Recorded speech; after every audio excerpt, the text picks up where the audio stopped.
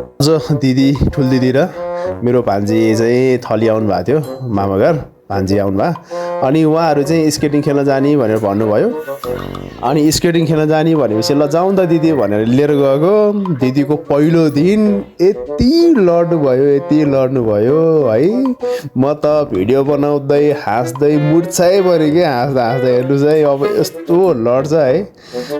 भान्जीलाई त अब राम्रोसँग खेल्न आउँछ अहिले है दिदी जस पहिलो दिन जस यति खेल्नु भनेको धेरै राम्रो हो हेर्नु न अब यति हाँस उठ्छ लडाइ गर्ने जस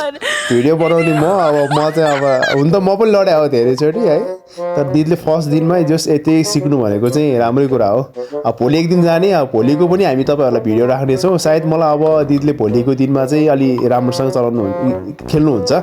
किन भन्दा फर्स्ट दिनमा यत्तिकै खेल्नु भनेको धेरै राम्रो कुरा हो मेरो भान्जीको चाहिँ तेस्रो दिन हो यो है अब भान्जीलाई पनि जस राम्रोसँग खेल्न आइसकेको छ भोलिको भिडियो फेरि हालिदिन्छौँ तपाईँहरूलाई यो भिडियो कस्तो लाग्छ होइन अब भिडियो हेरेर जस रमाइलो लिइदिनु होला